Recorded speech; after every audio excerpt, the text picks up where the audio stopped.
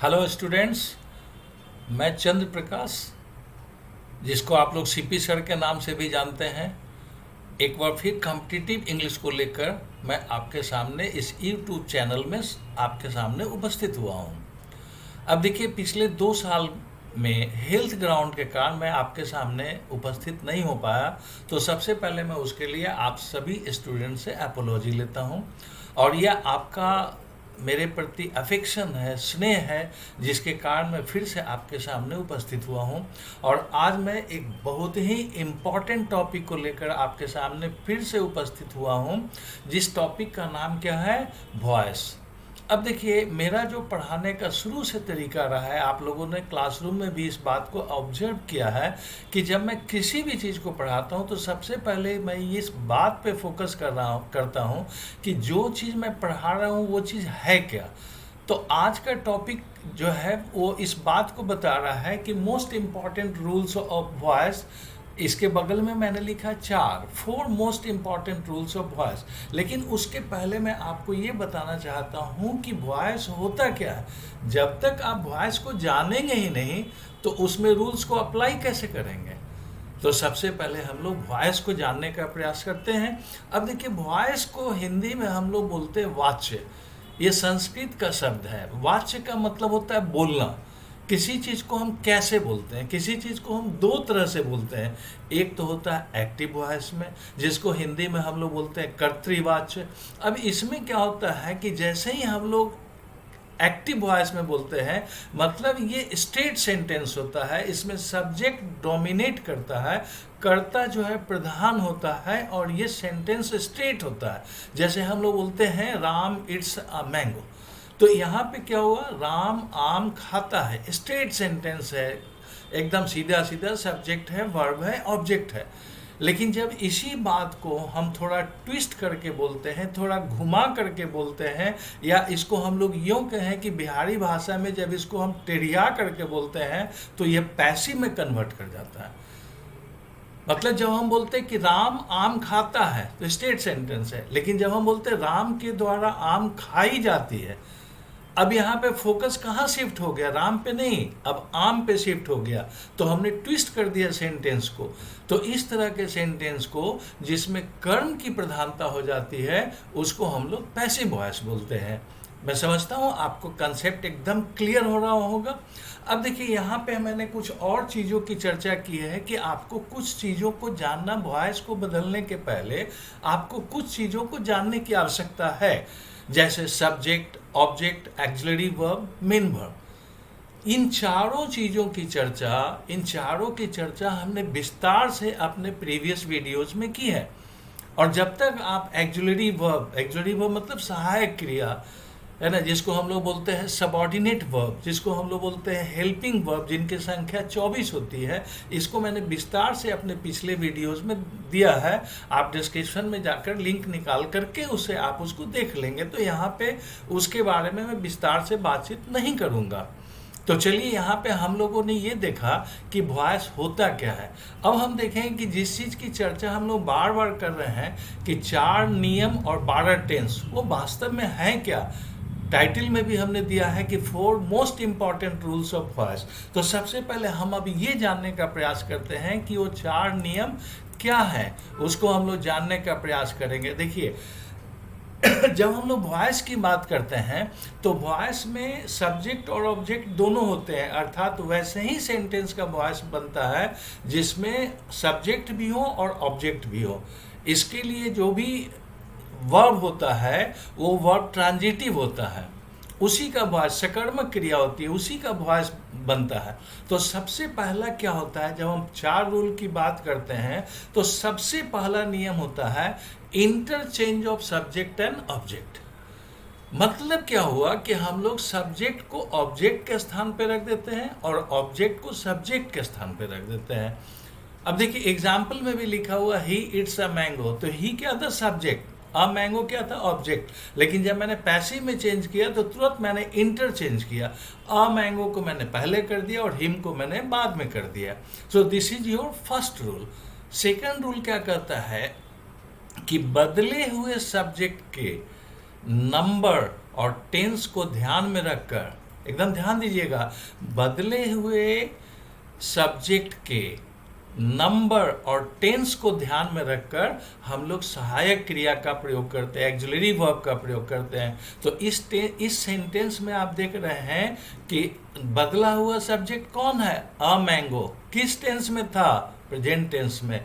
तो सिंगुलर में था, तो इसलिए हम लोगों ने अ मैंगो के बाद इज का प्रयोग कर दिया। तीसरा नियम क्या था कि मेन वर्ब को हम लोग V3 में बदल देते हैं। V3 का मतलब हुआ पास्ट पार्टिसिपल। जैसे हम लोग बोलते हैं गो का V3 क्या होगा? गो, वेंट, गॉन। तो गॉन इज द V3। तो हम लोग जैसे इट का V3 क्या हो गया? ईटन। तो तीसरा नियम क्या हो गया कि हम लोगों ने मेन वर्ब को V3 में बदल दिया। और चौथा नियम क्या हुआ कि बदले हुए ऑब्जेक्ट के पहले हम लोग बाई का प्रयोग करते हैं। तो यही 4 नियम जो है, जब इसको हम 12 टेंस के साथ कोरिलेट कर देंगे तो आप वॉइस के मास्टर हो जाएंगे। बेसिक जो उसका वॉइस का होता है उसको आप पूरी तरह से समझ पाएंगे। बाद में हम लोग अगले चैप्टर्स में मैं आपको सिखाऊंगा कि इंट्रोगेटिव सेंटेंस में वॉइस कैसे बनाएंगे, इम्पेरेटिव सेंटेंस में वॉइस कैसे बनाएंगे, या इससे रिलेटेड और भी इम्पॉर्टेंट रूल्स क्या क्या है। तो फिलहाल अभी हम लोग यहीं पे चर्चा कर रहे हैं। अब देखिए, जैसा कि मैंने आपको बताया कि 4 रूल्स एंड 12 टेंस, तो हम लोग वॉइस को इन चारों रूल के आधार पे हम लोग इन चारों रूल को टेंस के आधार पे समझने का प्रयास करेंगे। अब देखिए, यहाँ पर आपकी सुविधा के लिए हमने कुछ टेंस को आपस में क्लब किया है। क्लब का मतलब मिला दिया है। जैसे ऊपर में रूल 1 में हमने लिखा है कि प्रेजेंट और पास्ट इंडेफिनिट, ये दो को एक साथ हमने मिला दिया है, चूंकि दोनों का रूल सेम है। और ये दोनों के लिए क्या, जो हमने जो आपको 4 नियम बताया है ना, राम इट्स अ मैंगो का एग्जाम्पल दे करके, ये चारों नियम सीधा सीधा उसमें लागू हो जाता है। कुछ भी नया करने की आवश्यकता इसमें नहीं है आपको। अब देखिए, दूसरा है प्रेजेंट और पास्ट कंटिन्यूअस। तो 2 टेंस ऊपर हो गया, अब 2 और नीचे हो रहा है, 4 हो गया। तो इसमें ये जो 4 जनरल रूल्स है, जो अभी मैंने पहले जस्ट डिस्कस किया कि सब्जेक्ट को ऑब्जेक्ट में, सहायक क्रिया को, मेन वर्ब को V3 में, बदले हुए ऑब्जेक्ट के पहले बाई, तो ये 4 सिंपल रूल्स लागू होंगे, 4 जनरल रूल्स लागू होंगे। लेकिन इसमें चूंकि एक्टिव वॉइस में V4 का, मेन वर्ब में V4 का प्रयोग किया हुआ था, वर्ब प्लस ING का प्रयोग किया हुआ था, इसलिए पैसिव में बदलते समय अलग से हम बीइंग को इंसर्ट करेंगे, बीइंग को हम लोग जोड़ देंगे। तो यहाँ पर क्या होता है, जैसे एग्जाम्पल में आप देखिए लिखा हुआ ही इज और वॉज ईटिंग अ मैंगो, तो यहाँ पे मेन वर्ब में आप देख रहे हैं ना ING लगा हुआ है। तो जब हम पैसिव बनाएंगे तो इज या वाज के बाद अपनी तरफ से बीइंग लगा देंगे, और बाकी चारों नियम वैसे ही रहेगा, उसमें कुछ नहीं करने की आवश्यकता है। तो चलिए, 2 और 2 4 रूल हम लोग समझ गए। अब देखिए आता है फिर प्रेजेंट एंड पास्ट परफेक्ट।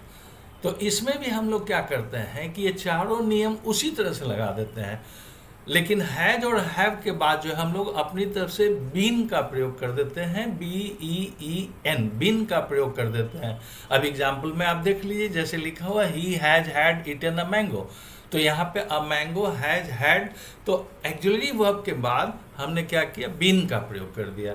मैं समझता हूँ आप मेरी बात को अच्छी तरह से समझ रहे होंगे। अगर किसी भी तरह का डाउट होगा तो आप कमेंट बॉक्स में जाके हमसे पूछ लेंगे, और मेरे व्हाट्सएप पे भी जाके आप हमसे बात कर सकते हैं, मेरे इंस्टाग्राम पे, फेसबुक पे, कहीं से जाके आप हमसे पूछ सकते हैं। तो चलिए, 2 2 4 और 2 6 ये खत्म हो गया। अब आइए प्रेजेंट और पास्ट परफेक्ट कंटिन्यूअस। तो यहाँ पे मैं आपकी जानकारी के लिए आपको बता दूं कि टेंस के किसी भी चौथे फॉर्म में वॉइस का परिवर्तन नहीं होता, वो हमेशा एक्टिव वॉइस में ही रहता है, उसका पैसिव नहीं होता। तो अब देखिए, प्रेजेंट और पास्ट परफेक्ट कंटिन्यूअस में क्या हुआ, नो पैसिव वॉइस। चलिए, अब इसके बाद हम लोग फ्यूचर टेंस में आते हैं। फ्यूचर टेंस में थोड़ा सा चेंज आता है। जब हम लोग फ्यूचर इंडेफिनिट की बात करते हैं तो इसमें हम लोग 4 जनरल रूल्स को लगाते हैं, और उसके बाद जो एक्सिलरी वर्ब है ना, उसके बाद बी का प्रयोग कर देते हैं, बी का प्रयोग कर देते हैं। जैसे लिखा हुआ ही विल ईट अ मैंगो, तो यहाँ पे हम लोग थोड़ा सा चेंज कर देते हैं, a mango will be eaten by him. Clear है? एकदम क्लियर होना चाहिए, मेरी समझ से कोई डाउट नहीं होना चाहिए। मेरा क्लास एरर फ्री होता है, डाउट फ्री क्लास होता है। So always take care of this thing in your mind. Next है फ्यूचर इम्परफेक्ट और कंटिन्यूअस। तो ये एक अलग स्पेशलिटी लिए हुए हैं, इसका भी पैसिव नहीं होता है, इसको हम लोग ध्यान में रखेंगे। फ्यूचर टेंस में केवल दो का ही पैसिव होता है, फ्यूचर इंडेफिनिट का और फ्यूचर परफेक्ट का, यही दो का पैसिव बनता है। अब देखिए फ्यूचर परफेक्ट में भी वही चीज़ है जो हमने प्रेजेंट और पास्ट परफेक्ट के साथ किया था। एक्सिलरी वर्ब के बाद हम लोग बीन का प्रयोग कर देते हैं और इसमें कुछ नहीं करना है।